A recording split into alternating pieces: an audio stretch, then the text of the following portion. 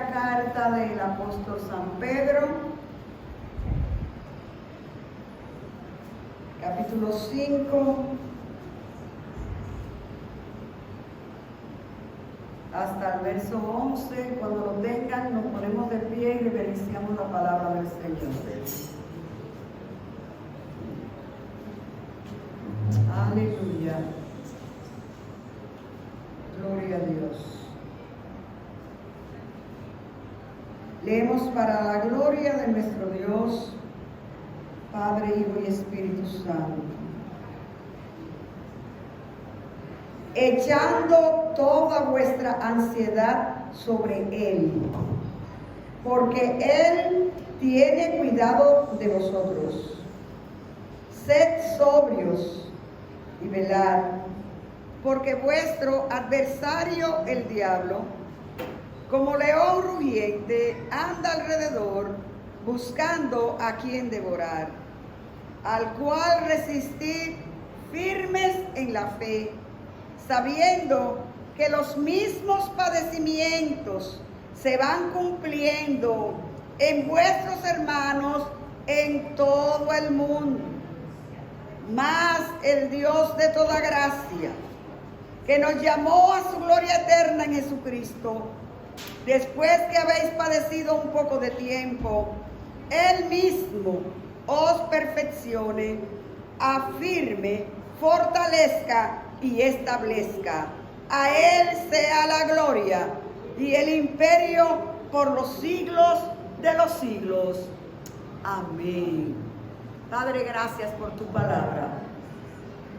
Oh Espíritu Santo, ministranos a través de ella. Fortalécenos, edifícanos y ayúdanos, Señor, a ser hacedores de ella, para que podamos vivir vidas de victoria. Permite, Señor, que nuestros corazones estén abiertos, nuestra mente receptiva para escuchar tu voz. Toma, Señor, mis labios débiles, oh Señor, mis facultades limitadas, y úsalas como instrumento tuyo para hablar tu palabra. Oh Señor, recibe tú siempre toda la gloria, todo el honor y toda la alabanza, en el nombre de Jesús. Amén y amén. Gloria a Dios. En esta mañana, el tema de la predicación de hoy es el propósito del sufrimiento en el creyente. El propósito del sufrimiento en el creyente. Algo no está bien con la energía hoy aquí. Se está disparando los breaks.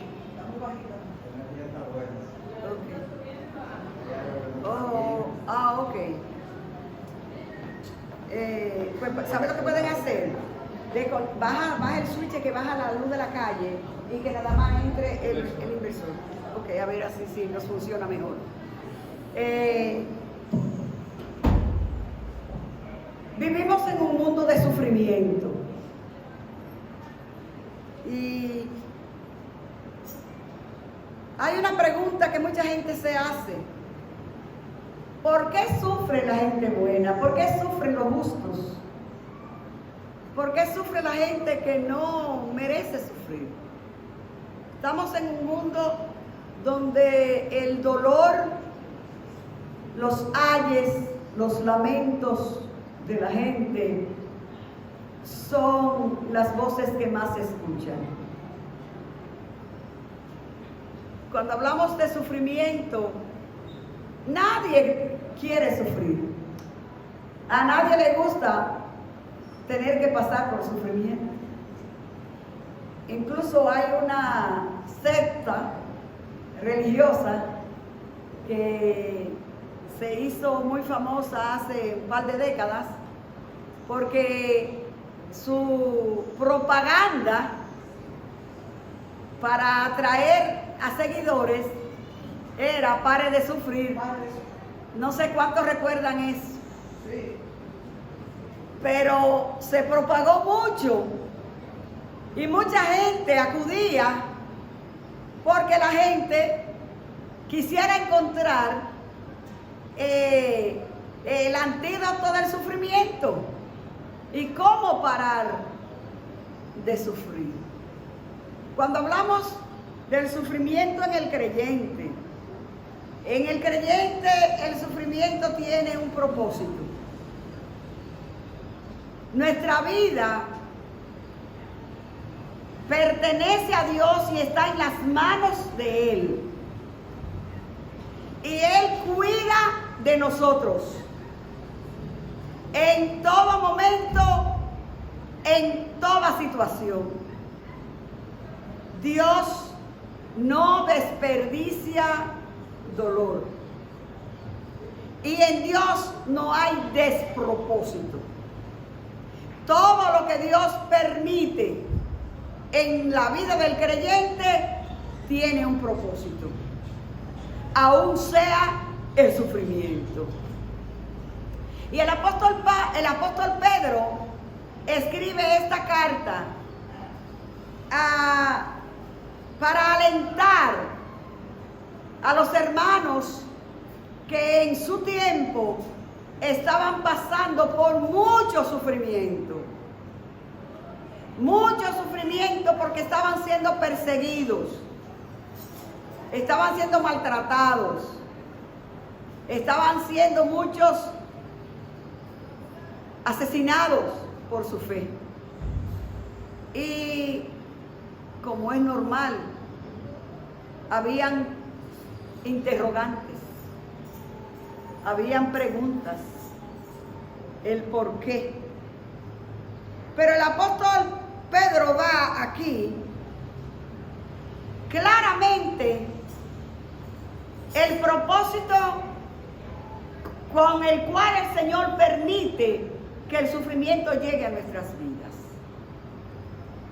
Y el primer ejemplo o la primera recomendación que el apóstol Pedro le da a los creyentes y hoy a nosotros es que nosotros echemos sobre el Señor todas nuestras ansiedades. Cuando te llega el momento del sufrimiento, cuando llega el momento de la crisis, cuando llega el momento del problema a tu vida, ¿a quién acudes primero? ¿Hacia dónde tú vas? La primera carrera que da, ¿hacia dónde es? ¿Cuál es el 911 que tú primero llamas?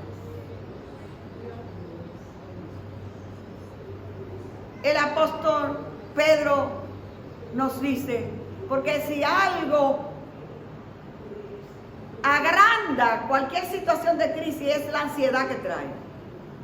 Es ese sentimiento de impotencia, de inseguridad, de fracaso, de tragedia que nos invade. El apóstol Pedro te dice, todas esas ansiedades, tráelas y deposítalas ante Él, porque Él tiene cuidado de ti. El Señor tiene cuidado de nosotros. Cualquier situación adversa en nuestra vida puede sorprendernos, pero a Dios no lo toma de sorpresa. Tu realidad, tu situación no es ajena al conocimiento de Dios. A Él no lo toma de sorpresa tu situación. No solamente los creyentes del primer siglo tuvieron que enfrentar el dolor y el sufrimiento, sino que, como lo enfatiza el verso 9 que leímos, estos sufrimientos, estos padecimientos de la vida, no solamente te pasan a ti. A veces pensamos y expresamos, a mí es que más cosas me pasan. Todo me pasa a mí. Muchas veces hay personas que tienen un adagio que dice, al dedo malo, todo se le pega. Yo no pego una buena. Cuando creo que estoy saliendo de una, me llega la otra. Y pensamos que solamente a mí me está pasando. Que solamente yo estoy experimentando ese grado de sufrimiento. Pero el apóstol Pedro dice aquí que los mismos padecimientos que tú y yo podemos enfrentar se van cumpliendo en nuestros hermanos por todo el mundo. Usted puede salir a tocar puertas y preguntar, aquí no hay dolor. No hay una puerta que usted toque y que no haya dolor. Un dolor que necesariamente no tiene que ser físico, porque el sufrimiento tiene una gama muy amplia. El sufrimiento nada más no es porque tengo un quebranto físico que me provoca dolor. El sufrimiento viene de diferentes avenidas, por diferentes vías y en diferentes maneras llega el sufrimiento a nuestras vidas. Pero sepa, hermano y hermana, que usted no es el único, que usted no es la única, y que cada vez que usted enfrente dolor y sufrimiento, hay un propósito de Dios involucrado en esa situación.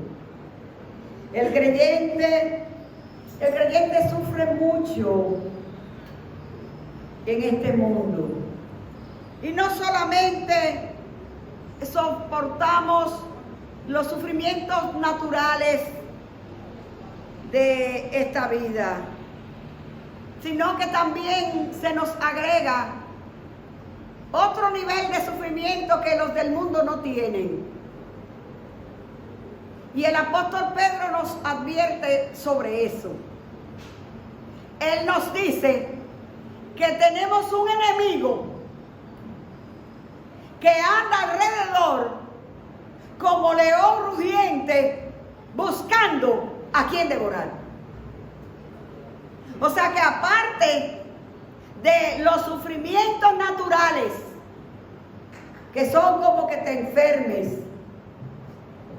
como que te duela una muela, como que te golpee un pie, como que se te muera un familiar o se te enferme, de esos sufrimientos naturales, hay otro sufrimiento que el creyente tiene que enfrentar, y muchas veces ese sufrimiento viene a causa de su fe, de su confianza y su dependencia en el Señor. Hay muchos creyentes que su familia lo ha excluido porque se ha convertido en Jesucristo. Recuerdo que mi papá siempre nos contaba que cuando él conoció al Señor, mi papá se convirtió al Señor siendo un hombre joven, todavía no se había casado. Pero mi papá, lo supe yo ya adulto, por un tío, que mi papá era un alcohólico. Cuando mi tío me dijo eso, yo dije, ¿qué? Papi, nunca pensé yo eso. Que era una persona que cuando tomaba perdía el control. Y que mi abuelo le regaló un caballo. Y que mi papá un día borracho corrió tanto el caballo que hizo que le diera un ataque de corazón, una cosa, el caballo se murió. Yo dije, ¿cómo? Le estoy contando eso de mi papá para que vean la diferencia y lo que es el sufrimiento por el Evangelio. Dándole mucho tormento a mi abuela con esa vida. Pero ¿qué pasa? Mi papá se convierte a Jesucristo. Un día alguien le predica el Evangelio de salvación. Entiende que está perdido sin Cristo. Le entrega su vida al Señor. Y contento va para donde mi abuela.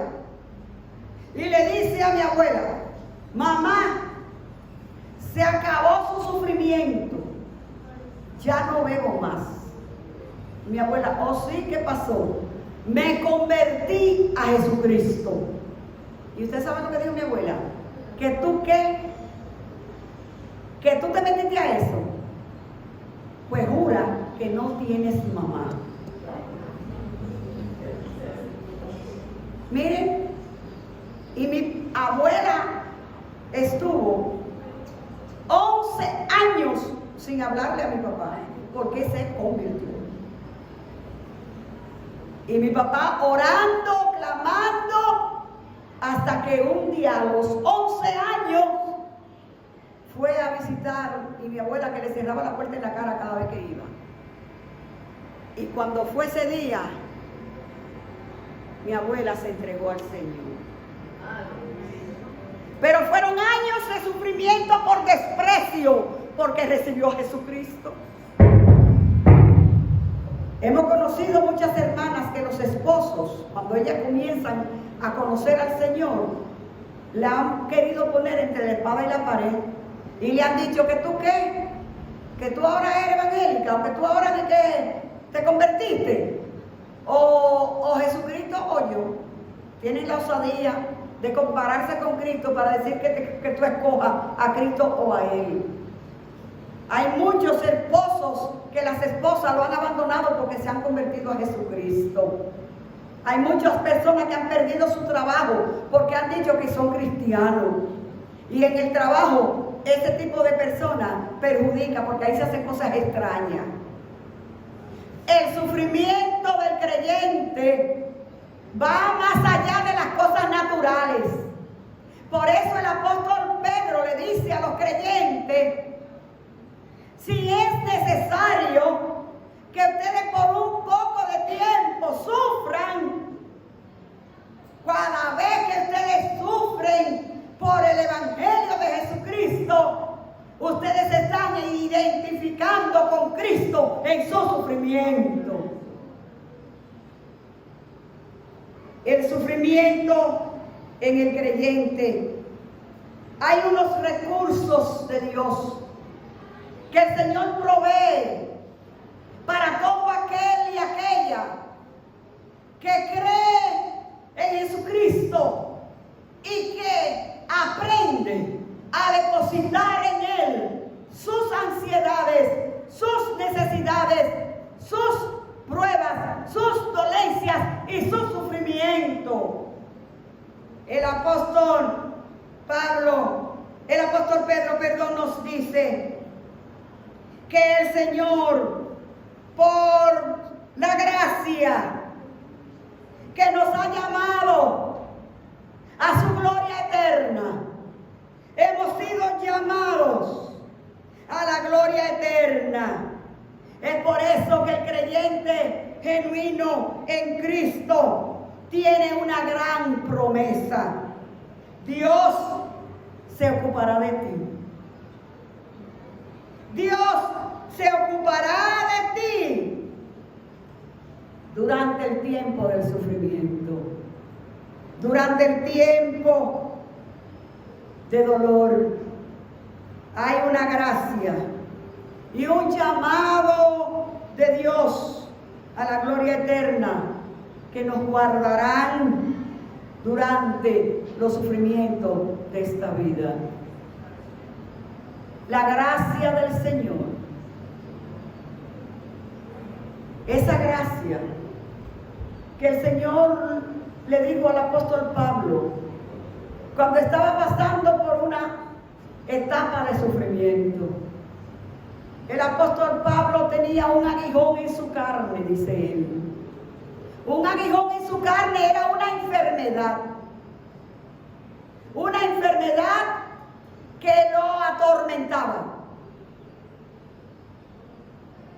Y dicen los expertos teólogos que por la base de algunos versos que menciona el apóstol Pablo, el problema que tenía era de la vista. Que cuando tuvo el encuentro maravilloso con aquella luz que lo cegó, se quedó sufriendo de la vista.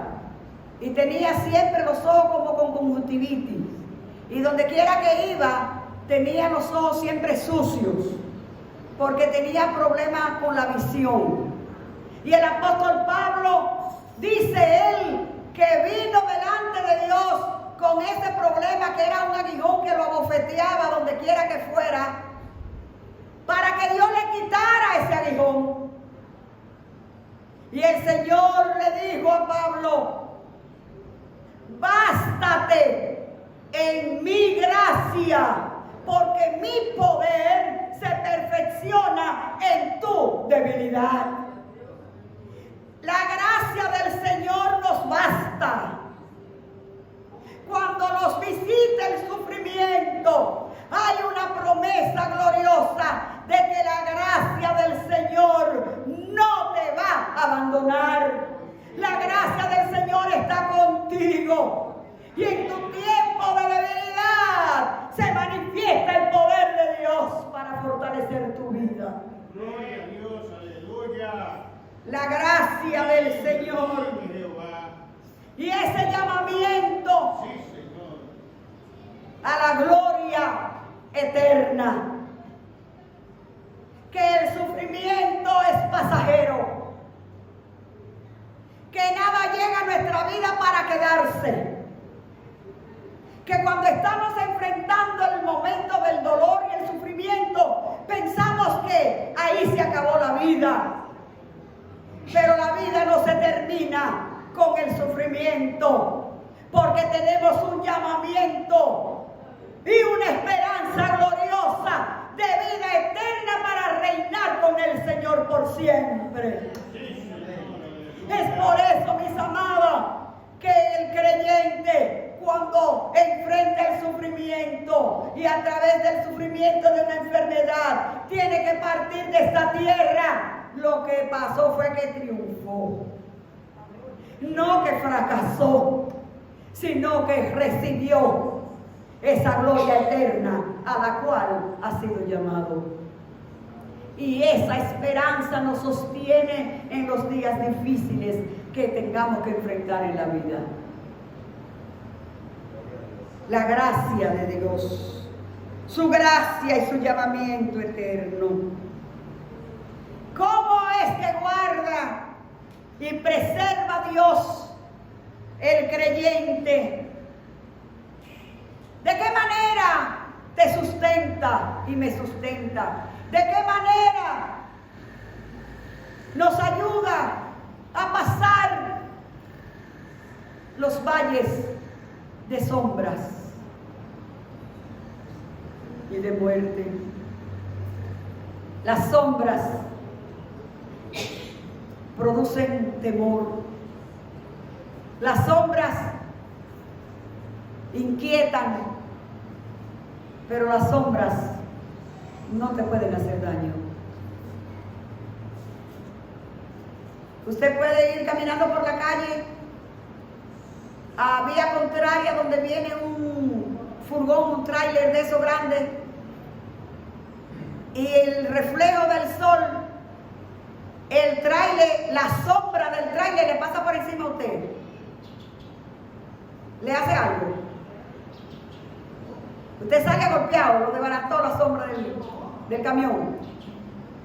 No, le oscureció ese pedacito de momento, pero no le hizo daño.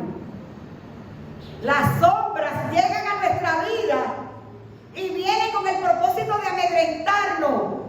Pero la palabra del Señor te dice hoy que si Jehová es tu pastor, aunque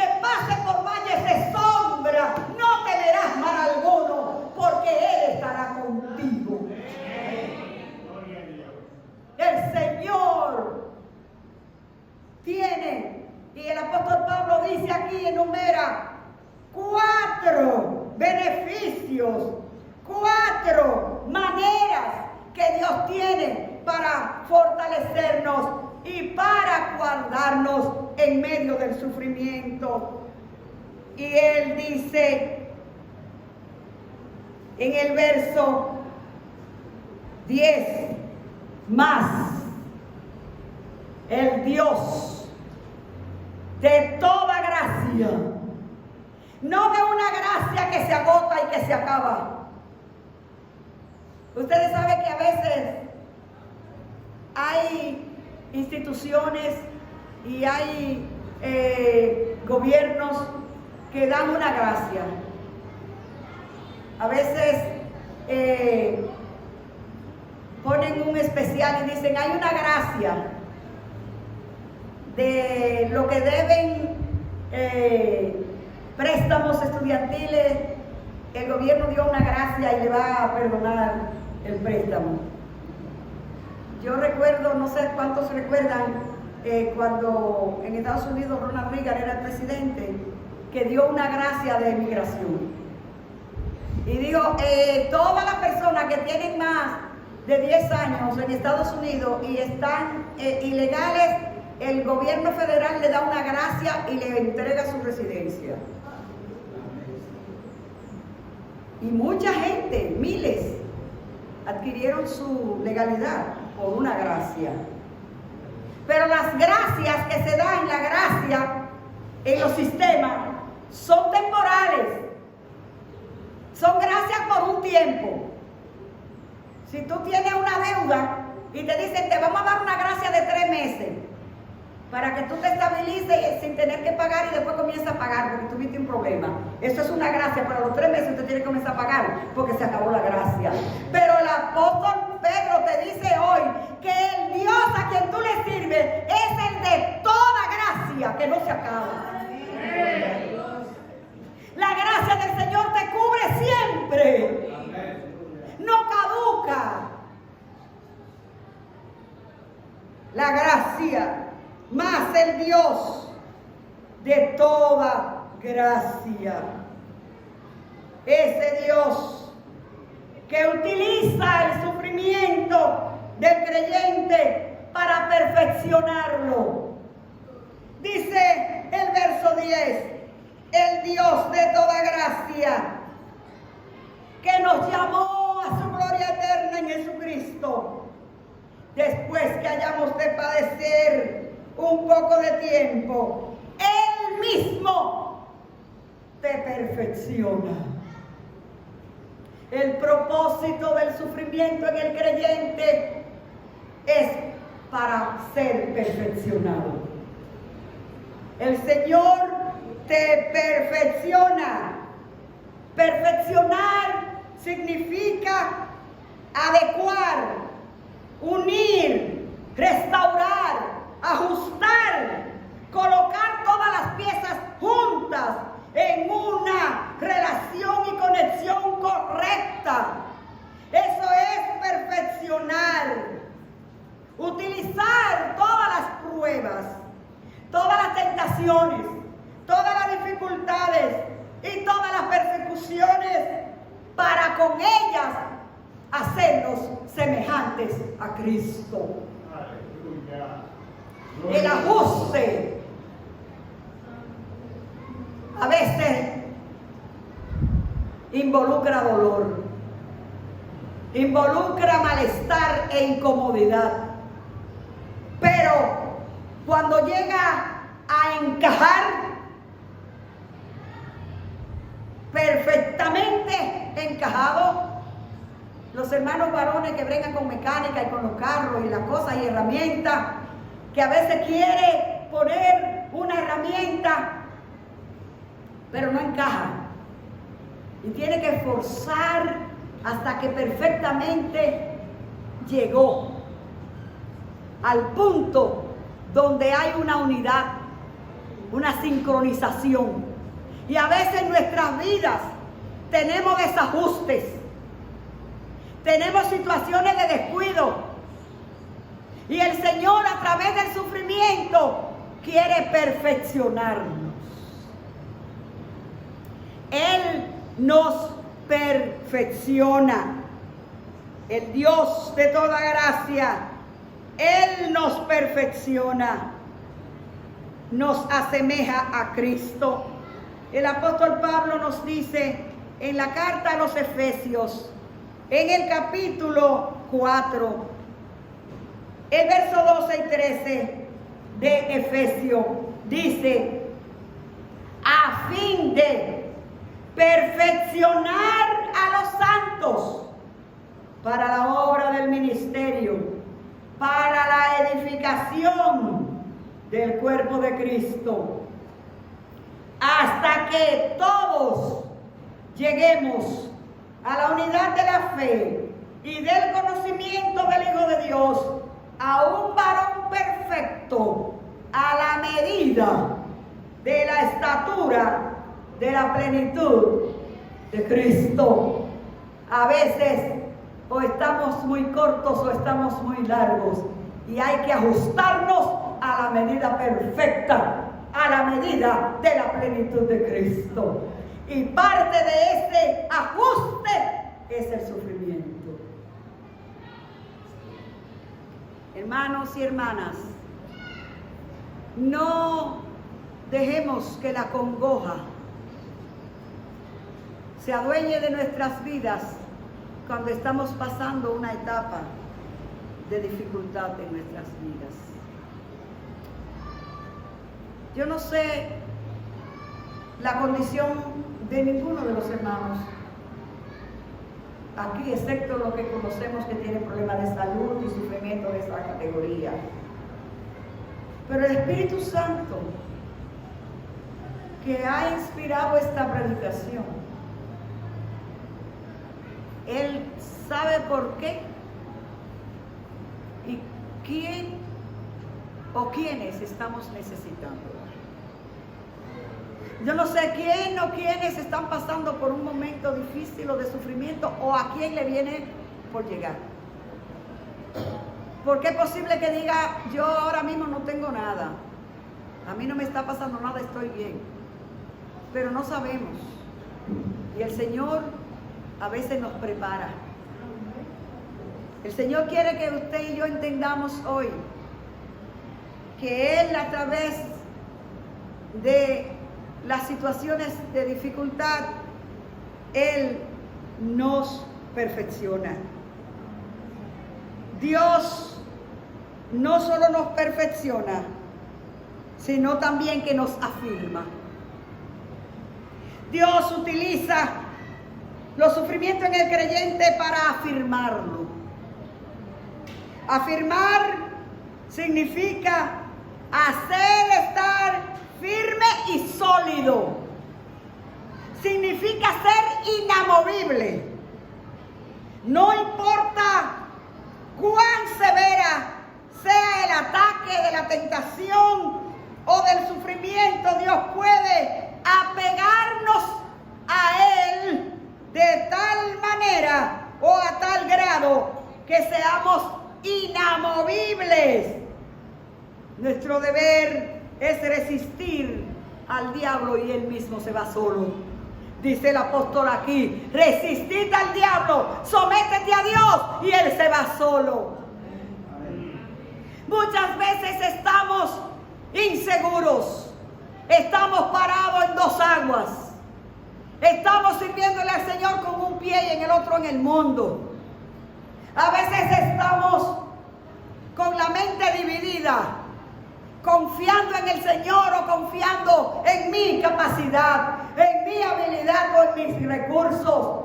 Y el Señor permite que llegue un sufrimiento a tu vida para que tú te afirmes en tu fe, para que tú te afirmes en el Señor, para que no confíes en tu propia fuerza. El Salmo 33 que leímos, en uno de sus versos dice: no se salva el rey por la mucha fuerza del ejército, se salva porque la mano de Jehová pelea a su favor. Cuando nuestra fe es ambivalente, el apóstol Santiago dice que el hombre de doble ánimo es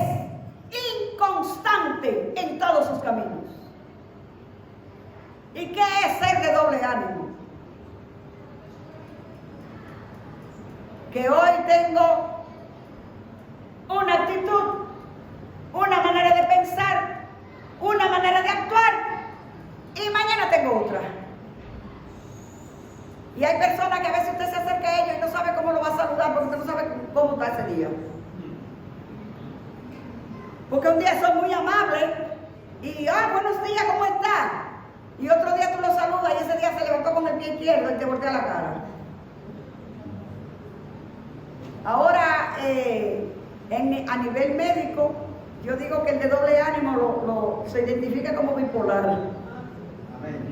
Una persona bipolar es una persona que como que tiene doble personalidad, ¿verdad? Y un día actúa de una manera y otro de otro. El que es inconstante en todos sus caminos es porque no tiene firmeza. Y el sufrimiento en el creyente tiene el propósito de ser afirmado,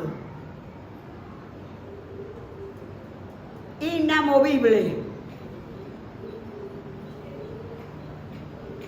Sométanse pues a Dios. Y el apóstol Pablo nos aconseja en Efesios 6 a que tomemos toda la armadura de Dios. ¿Para qué? Para el día malo. ¿Cuál es el día malo? Cuando llega el sufrimiento. ¿Es el día malo? Dice él, para el día malo,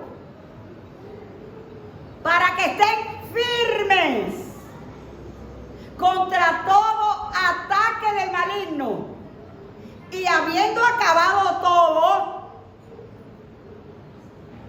ustedes se mantengan firmes. La confianza en el Señor en medio del sufrimiento es vital para nosotros pasar el proceso victorioso.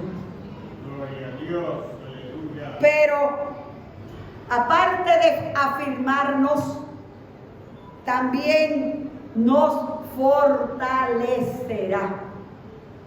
Dice el apóstol, Él afirme, fortalezca.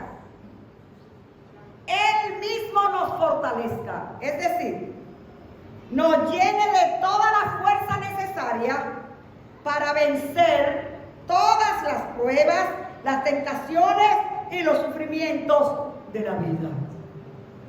Todos.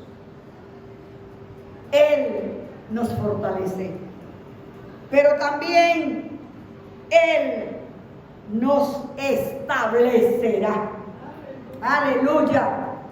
Él nos establecerá, Dios mismo nos establecerá. Y establecer significa asegurar como con una fundación. Este edificio está establecido aquí. Le pusieron una fundación, una zapata. Está establecido aquí. Aquí no creo que se usen mucho las casas móviles. Aquí no creo que aquí se usen mucho las casas móviles. Pero en Estados Unidos hay barrios de mobile home, de casa móvil. Y a veces usted va por el highway y usted ve un trailer de eso, un camión de esos grandes, con una casa arriba. Y dice, una casa hecha que la van a plantar en otro lado. Y la van y la ponen en otro lado. Y en esos barrios es como un terreno grande, y ahí la gente planta su casa.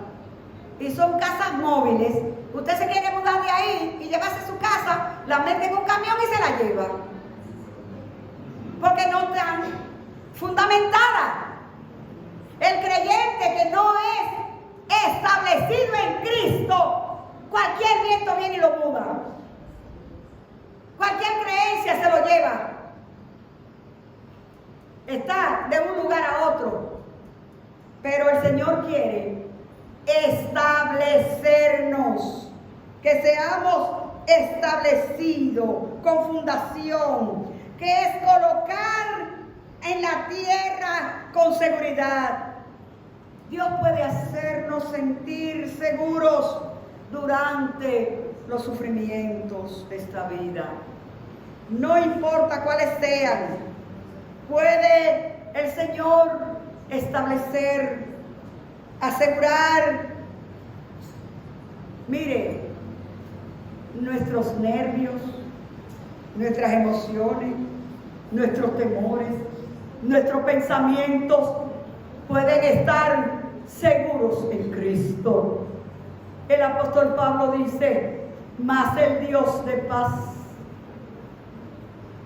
guardará vuestros corazones y vuestros pensamientos en Cristo Jesús.